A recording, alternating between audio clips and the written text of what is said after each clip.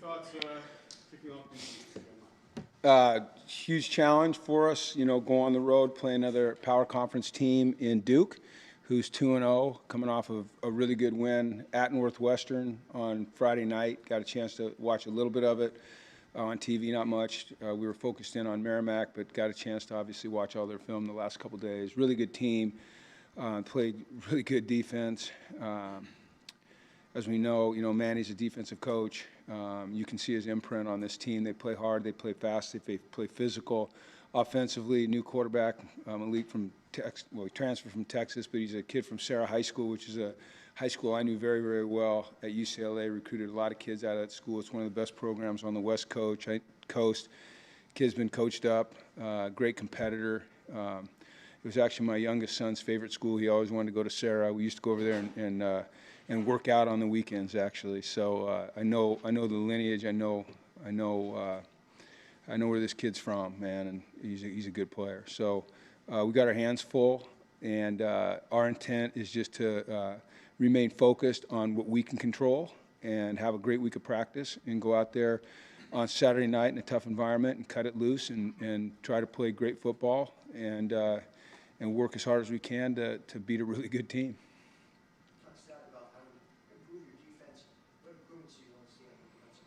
It's very simple. It's not easy, but it's very simple. I want to see us do our job on a more consistent basis and not just do our own thing, And that's kind of a natural reaction during a game. As a guy thinks he can make a play, so he kind of goes off script a little bit. Defense in football is the ultimate team environment, in my opinion. All 11 have to be on the same page every play. It's not like on offense one guy can just go make a great play, or in hockey a guy can just get a breakaway, and score on the goal. Or in baseball, it's pitcher versus hitter at times. In basketball, it's just different. And so we had too many breakdowns in terms of just getting off script a little bit, and then our ability to enter the play correctly when the ball is declared somewhere, and keep the right leverage, which means keep the ball on the right shoulder and not get on the wrong side of a guy. So we have too many hats on one side and not enough on the other. Needs to improve. And then our tackling. We're not tackling well right now, in space particularly. We're not bringing our chest. We're not wrapping our arms. We're not grabbing cloth. We're not rolling our hips. We're not driving our feet. Too many times we're going with the shoulder tackle, which to me is not a tackle. Diving at knees. All things that are fixable, all things we're working hard on, all things that we emphasize, all things that just need to start happening like right now. And judging from today's practice, the players really understand it. They've accepted that. They're taking responsibility for it, and they're going to get it fixed. Jim, after you looked at the film, was your team as good as it looked on the field on Saturday? In particular areas, yes, and in particular areas, no. I mean, we all saw the explosive abilities of some of these new players that we've got, and then some of the guys that are returning, guys like Cam and Victor, obviously. Joe played superb. The receivers made plays. The backs made plays. I think we were really good up front. I was disappointed in our 2-minute drive at the end of the half. We came out, we threw the ball behind a receiver. Then on second down, there was a little bit of a leak in our protection, and Joe was forced to get rid of it. And then we decided to run on third down and go in. I didn't think that we maintained intensity in the second half on offense. Even when our second guys go in, our backups go in, there's a certain standard that we expect them to play to, and we didn't do that. Defensively, I didn't like the fact that we gave up big plays. We define a big play as a certain number or certain distance on a run, a certain distance on a pass, and we gave up 7 big plays for 216 yards. We only gave up 279 yards total. So on 7 plays, 270 or 216 yards, that's not acceptable. And that goes back to the leverage, the play entry, the tackling, and the doing your job. So, but yeah, there were some really good things as well. I thought we played violent on defense. I thought we used our hands well. I thought we ran to the ball well. We just have to do a better job when we get to the ball. Offensively, like I said, we ran the ball well and we made plays in space. And, when you can get a quick drive like that and get a big play, it's certainly gonna help you, as an offense in terms of productivity. You've already returned 10 punts this year. You had 11 all year last year. Is there more of a focus on trying to get return yards this year, especially with weapons like Sheffield? No more emphasis. There's always an emphasis. He's a very good punt returner who has really good judgment back there. I think we've done, one of the things is we were able to force a lot of punts, so that gives you more opportunities. I think he plays with a lot of confidence back there because he's experienced. I mean, there's always going to be an emphasis on, number one, securing the football. That's the number one thing. It's the first offensive play, and then get what you can get. But I certainly like him back there. I feel very confident when he's back there that he's going to make the right decision. And he just needs to, we draw it up, right? You drop a play and you tell him where the ball's supposed to go, where the return's supposed to hit. But with a guy like TJ, at the end of the day, you tell him, okay, that's all well and good, and it looks good on paper. Now trust your instincts. And if he trusts his instincts, he'll make plays. But feel good about him being back there. Do you expect to get any of the injured players back this week or not? It's a little early to tell. They'll meet with the doctors today and tomorrow. My hope is that, a guy like Malik can find his way back. It's only been 10 days since his surgery, so, that's pushing it. But if he gets cleared, then he'll be ready to play. He was out at practice today with a jersey on, non-padded, and he was getting work behind the first defense, kind of shadowing. So he's getting good mental reps. You'd hope that Price can get back this week. It's been a while for him now. But once again, with a head injury, we've got to make sure that we do the right thing for the young man. Nick was, working today at a higher pace than he was last week, so feel that there's a chance that he'll come back. Victor will be out this week. He's having surgery on this. Did I tell you guys this after the game? I thought I told you after the game. Victor broke his finger last week in practice. They wanted him to have surgery on Friday. He decided to put it off so he could play in the game, which I commend him for. He wasn't really at risk for further injury. It was padded up. It was secured against his ring finger. It was protected. But he has to have surgery tomorrow, and he'll miss this game. He should be back for the next game. I don't think there's anyone else that I'm missing. Josiah went out during the game. He's making really good progress. I think that he'll be back on the field tomorrow in a non-contact situation, hopefully ready to play on Saturday. He's a kid from North Carolina. I know it's really important for him to play this week. Players after the game mentioned that you had already talked to them about winning a road game against a major opponent. I mean, how difficult is that, and is there a way to go about that just to prepare them better for a big road game? We try to be consistent in our preparation because I just try to avoid an up and down mentality about where we're playing and who we're playing, because those are things we don't control. But when you're playing a power conference team, I just think it's kind of human nature, right, that there's just a little bit more excitement.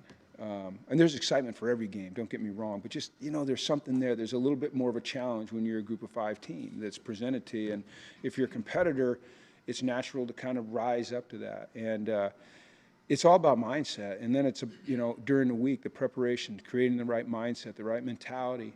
It's about the preparation every week. We hope we're consistent in that. And then it's being able to go on the field and handle a different environment on the road against usually a pretty big, fast, physical, talented team, and play your best down in and down out, and fight them, not give in to them, not give in to the environment, not give in to the pressure, not be affected by the aura of playing a power conference team, and just going out and trusting your preparation, trusting your teammates, trusting your abilities, having confidence to cut it loose. And, that's what we'll try to do, recognizing that it's a heck of a challenge. But, what would this all be if we weren't challenged every week? I mean, that's why these guys play these games. They love it. They love the challenge. Going into a challenge like this, do you use other upsets happening in college football as an example? We don't. It doesn't matter to us. Like, that stuff doesn't matter. Like, it just doesn't matter. I mean, it's fun to see. Like, listen, it was fun to, listen, I've my whole life, when I was a little boy, I used to watch Notre Dame football every Sunday morning. You guys are probably too young to remember that game. So, but it was fun to watch that upset and the excitement, that's generated. But we don't ever bring that up with our team because it doesn't matter to us. We got to take care of what we can take care of, and that's the guys in the room. I think if you start talking about that stuff, it's a distraction. So, yeah, we just focus on us. Going back to defense, a guy that can't What I really appreciated about Cam was the improvement he made from week 1 to week 2. Okay, he was one of the players of the game for us, this week, and he made some errors in week 1 that he corrected in week 2. He was more physical in game 2. You could tell that the experience of playing at a place like Maryland in that environment helped him grow up, and now he's going to have to take another step up this week going on the road at Duke. But I was really impressed with Cam. There's been a lot less rotation at corner this year as opposed to years past. Does that change the philosophy then? Say that again? There's been a lot less rotation at corner this year as opposed to prior. Like during a game rotation, you mean? Yeah, there has been. There's a little bit more consistency with him and Jordan being out there primarily, where in the past we did rotate corners through. Part of the problem right now is, we've had some pretty devastating injuries in the secondary. We don't have quite the depth that we've had in the past. So it's because of their performance, number one, and then it's necessity, number two. Now, those two guys have played the most plays of anyone on our team. So we have to be very conscious of that. I know you didn't have many short yardage situations last week, but is this the week Jelani gets a short yardage carry? We haven't got to short yardage planning yet. We plan short yardage typically on a Tuesday night or a Wednesday morning. So we haven't even. We've looked at their short yards, but when you game plan in segments. We haven't game planned short yards and goal line yet. What have you seen from Ben Morowski? He's kind of new to the offensive line this year. Obviously, he came off some injuries and everything. Well, first of all, it's good to see him healthy and want him to keep, stay healthy. He's a big, massive guy in there. He plays with a lot of confidence. He knows what he's doing. For a guy that's 330 pounds and almost 6'7", he's got an unbelievable athleticism, really great feet. I think I've told you guys before, when they go play pickup basketball in the offseason, he's like the point guard, right? You'd think he'd be like the power forward, but he's the point guard, right? Dribbling between his legs and dunking and all that. So he's got that athleticism that you really like, especially in our scheme. And he's a smart kid. He just doesn't make mental errors. He just needs more experience. He just needs snaps. With more and more snaps, you're going to see his ability to be consistent really, really improve. He's going to be a really good player here. Jim, I know you brought Skyler here for a reason, but has he exceeded maybe in any way what you were hoping or expecting from him? I'm going to tell you, on the field, no. This is what we thought he was capable of. The thing that's been the most impressive to me about Skyler Bell is his professionalism, all right? His maturity, his work ethic, his attitude, the way that he cares about the team. Like, Dom, and I've said this a million times, in this era with the portal, you worry when you bring guys in, right? What's their motivation gonna be? And Skyler he's a pro. TJ, he's a pro. Ezariah, like, these guys are like, they handle themselves like pros, like guys I'm used to being around. And I don't want to say it's surprising, but it's encouraging. You love to see that. Even at Maryland, where he had a hell of a game, but we lost, he was not at all, like, hey, look at me, I did well, but it was all about the team, and I love that. That's what we have to have. After the game last week, he said he wants to prove he's one of the best receivers in the country. How does it make you feel to have someone here thinking along those lines, thinking with that kind of ambition? I appreciate that. And so far, he's backing it up with his work ethic and his attitude, right? And his production's been really good. He's just got to keep doing it.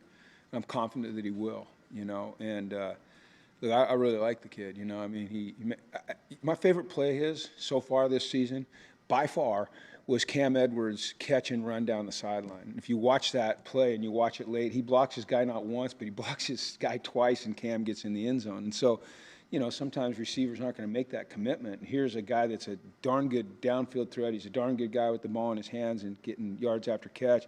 And then he commits to blocking down the field like he does. I mean, those guys aren't easy to find, so you really appreciate it. You were working with the offense, just kind of in follow-up of this game. Imagine the mood must have been pretty positive, kind of going over that. What do you think that means for the guys in that room to have the chance to kind of review a performance where they do so well? Well, it does give you confidence. You also have to look at it through a very, very, very critical lens, and You can never gloss over the mistakes that you made. Sure, you celebrate the great plays and you reinforce why it was a good play, but you know it wasn't good enough yet, and we have to keep pushing for perfection. And I felt that attitude really throughout the whole team. You know, I mean, yeah, it was fun to win. I mean, it's fun to win like that. That's what we work for.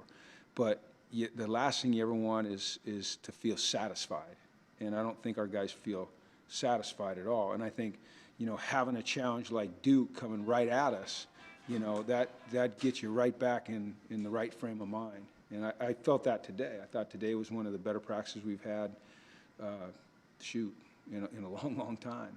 So that's a good thing, but it's got to carry over to the game. Jim Adams talked about his speed being one of his main attributes. What else makes him such a good skilled player? Well, his consistency catching the ball. You know, he doesn't drop a lot of passes, and when he does, he can recover. I think his ability to kind of move from play to play, and the example would be the first play of the game. He catches that quick little slant. He gets pretty good yardage. They call us for holding. We bring it back, you know, and then he got right to the next play, which was a big play down the sidelines, you know. So not getting caught looking backwards or looking forward, just staying in the moment. And then I think that there's an element of toughness to him, both mental and physical, that, you know, you only really get to see if you get to watch him practice every day, or watch him in meetings every day, or look at the look on his face every day, or the way he takes notes every day, you know, or the way you hear him talk to his teammates every day. You know, he's just got, like I said, I go back to what I told Dom, is there's a level of professionalism and maturity there that lends itself to the type of production that he's having. You know, when you combine his skill with his work ethic, with his maturity and professionalism, you're going to get a good player. Jim, I know there's obviously a difference between the first half against Maryland versus the second half against Maryland and Merritt. But have you learned anything about the two quarterbacks from what you've seen that changes the way you felt 2 weeks ago? Well, I feel like they're both comfortable doing the things that we ask them to do. You know, I feel like they both have a really good grasp of our system. And, you know, they're both a little bit different, as we know, right? Joe's a little bit more of a pocket passer, although we saw that he can run. Nick, you know, is a less experienced guy. He's got a real high ceiling. He's good out of the pocket. You know, obviously he doesn't have as many snaps, and it was unfortunate he got hurt. But I like the fact that they both understand their fit in this system. And, you know, every snap they take, whether it's practice or game, they're going to get a better feel for that. So, you know, you come out of two games and you feel good about two quarterbacks, you know, that's a good thing. You know, often they say if you have two quarterbacks, you don't have any. Well, I don't think that's the case here right now. So that's a good thing for us. How has Wes's center helped your offensive line, especially the interior, come together, and has the line performed better than expected early on, just given his three new guys? Wes is he's very smart, and he's very calm, and you need that at your center. You need a calm presence. You know, he's setting the protection calls. He's making a lot of the calls up front in the run game. He's an athletic guy who plays with good pad level, and in our run scheme, that's what you need, a guy that can move his feet quickly, move laterally quickly, get up to the second level, you know, get his body on people. He's just kind of fit right into what we're doing. And I wouldn't say they're performing better than I thought they would. I have a lot of confidence in Gordy as a coach. He has confidence in those guys. I have confidence in those guys. They have confidence in each other. You know, they're really a tight-knit group. When you've got two veteran tackles like we do in Chase and Val, that's certainly helpful, you know. And then to see guys like, you know, Ben Morowski come along, and another guy, you know, Brady Wayburn is really coming along well. Jaden Bass is coming along. We've got some younger guys that, you know, we're able to get them some plays and watch them develop. So, you know, when you lose three guys inside, yeah, you worry a little bit. But, you know, I expected, you know, based upon, you know, kind of Gordy's evaluation that we'd be okay. And, you know, so far we are. We got to keep getting better, though. Along those lines, 2 games, no sacks allowed with a reworked offensive line. What specifically are they doing well in pass protection? Well, working well together. You know, all five, and the back and the tight end, because they're all, you know, involved in protection, as are the receivers running good routes and the quarterback getting rid of the ball on time. It's so much more than just the offensive line, but specific to the offensive line, they're working well together. You know, there's not miscommunication. They're doing a good job of IDing, you know, the front and the potential blitz and getting the communication made that needs to get made. And this is going to be really difficult this week. These guys come after you. You know, they're a pressure defense. They bring a lot of heat, and they bring some exotic heat. So, you know, you get these guys in or they get you in third and short, or third and 4, third and 5, third and 6. I mean, they're upwards of 80% pressure. So, it's a real challenge. We'll see how we do. Jim, just for clarity's sake, and I know there's gray area because there's an injury involved, but if Nick is cleared and he gets enough work in this week, is he still the starter? If he has a good week, yes. I'm not going to play coy with that. My philosophy has always been you pick a quarterback and you go with him, and until you don't, right? And I said that before. You know, you support the hell out of him until it's time to make a change. And look, we all appreciate the job that Joe did. I mean, it was unbelievable. And yet we, you know, over the course of 4-week camp, we decided Nick was our quarterback. And I know that if Nick's called upon, he'll be ready, and he has to prove that to us this week, that he's ready. And I know that if Joe's called upon, we've seen that he'll be ready. You know, and I can't say enough about Joe and the way he handled the disappointment of not being named the starter, got himself prepared, and then when he had that chance, he came out and he's performed. You know, really for 6 quarters. You know, I don't think he played much did he play in the fourth quarter? I don't know if he played in the fourth quarter, but every quarter he's played, he's had some production. All right, thanks everyone. Appreciate you guys.